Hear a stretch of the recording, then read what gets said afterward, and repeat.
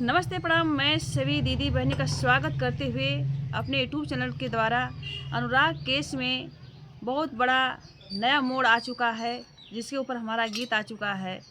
क्योंकि आप लोग पत्रकार भाइयों के चैनल द्वारा देख रहे हैं कि 1 करोड़ रुपया लालता अनुराग के प्राणों का कीमत लगा दिया है। तो इस गीत में यह देखना है दीदी बहनी कि क्या 1 करोड़ रुपया अनुराग के पिता ले चुके हैं या लेने वाले हैं या 1 करोड़ रुपया को ठोकर मारने वाले हैं। पूरी सच्चाई आप लोगों को गीत के माध्यम से मिलेगी। और जी जान लगा करके धनंजय भैया, सतवीर भैया, प्रधान भैया इस केस को जी जान से लड़ रहे हैं और डिग्री भी हो रही है। पर लालता बहुत सारी चालें चल रहा है, सारी चालें उनकी नाकाम हो चुकी है। और अब नाकाम होकर के 1 करोड़ रुपया कीमत लगाया है अनुराग के प्राणों की। क्या उनके पिता इस पैसा को ले चुके हैं या ठोकर मार दिए हैं? गीत के माध्यम से पूरी सच्चाई जानें।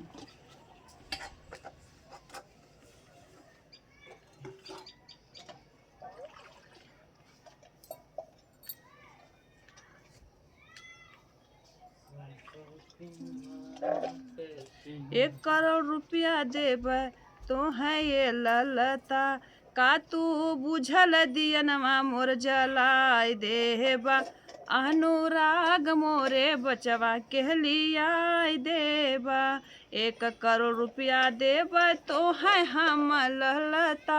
अनुराग के पिता कहते हैं 1 करोड़ रुपया देबै तो है हम ललता, 1 करोड़ तो है देबै हम ललता, का तू बुतल दियनमा मोर जलाय देबा, का तू बुझल दियनमा मोर जलाय देबा, अनुराग मोरे बचवा कहलियाय देबा, अनुराग हमरे भैया कहलियाय देबा, अनुराग मोरे लालन कहलियाय देबा। लाल रानी के कारण रहली दूरन देशमा, लाल रानी के कारण रहली दूरन देशमा। कहते हैं कि लाल रानी के कारण हम कलकत्ता रहली, दूरन देश रहली, कि हमारे बच्चन का अच्छे से परवरिश हो जाए, पढ़ाई लिखाई हो जाए। लेकिन ना जानली कि हमरे ना रहले पर तू हमारे बेटवा का गर्दन में काट देबा। वही कहत हो उनकर पिताजी 1 करोड़ रुपया तो है देबै हम ललता, 1 करोड़ तो है देबै हम ललता, का तू बुतल दियनमा मोर जलाय देबा, अनुराग मोरे बचवा कहलियाय देबा, अनुराग मोरे बचवा के जियाय देबा, अनुराग मोरे बचवा के जियाय देबा। लाल रानी के कारण रहली दूरन देशमा, रहली दूरन देशमा, ललता रहली दूरन देशमा।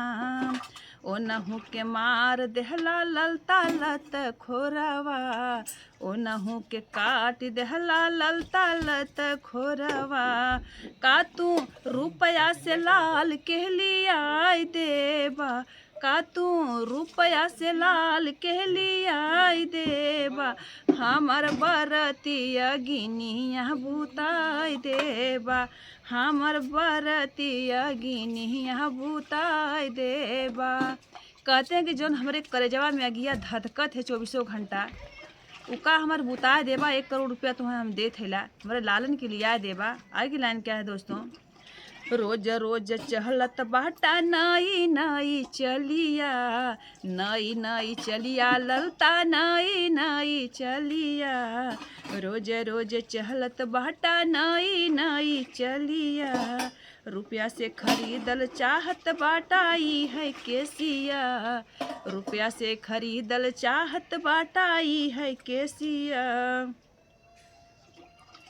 जबले तोहरा के लागी नाही फसियाए ललता, जबले तोहरा के लागी नाही फसियाए ललता, तबले हमारो कर जवाह ना जुड़ाई ये ललता, तबले हमारो कर जवाह ना जुड़ाई ये ललता। जबले घर पर चली ना भूल डोजर ये ललता, जबले चली ना मकन पे बुहला डोजर ये ललता तबले हमारो कर जवाह न जुड़ाई ये ललता तबले हमारो जियर वाह न जुड़ाई ये ललता। तू केतना धन दौलत दे देबा उकुल माटी है व्यर्थ हमरे बदे, हमके तोहार कुछ ना चाहिए। यही पे लाइन का बा, का करब सोहना चांदी का करब रुपहिया, का करब सोहना चांदी का करब रुपहिया, जान के बदले जान चाही रे मुदहिया, जान के बदले जान चाही रे मुदहिया, तब हमरो करे जवा जुड़ाई जाई, हमर बरतिया गिनिया बुताई जाई, हमरो बरतिया गिनिया बुताई जाई। काहे प्रधान लहलकार सुना ललता, जब 1 करोड़ रुपया के अनुराग का पिता ठोकर मार देत हुआ तो सत्यवीर वकील जी और वीरेंद्र प्रधान जी का साहस और बढ़ जात हो, उनकर मान सम्मान अनुराग के पिता को उन्होंने नज़र में और बढ़ जात हो। तो वीरेंद्र प्रधान ललकार के ललता से का कहत हुआ, काहे प्रधान ललकार सुना ललता, काहे प्रधान ललकार सुना ललता, काहे प्रधान ललकार सुना ललता, घर गिरवाइब तोहर देखी सब जनता, घर गिरवाइब तोहर देखी सब जनता, तोहरे मुहमा में करी खा लगाई देब, तोहरे मुहमा में करी खा लगाई देब, पूरा गाँव सहरिया के देखाई देब, पूरा गाँव सहरिया के देखाई देब।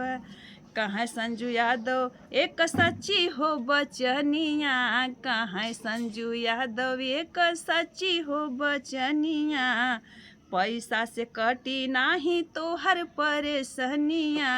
जानला ललता, पैसा देले तोहर जान ना बची। अरे कहाँ संजू यादव एक सच्ची हो बचनिया, पैसा से कटी नाही तोहर परेशानिया।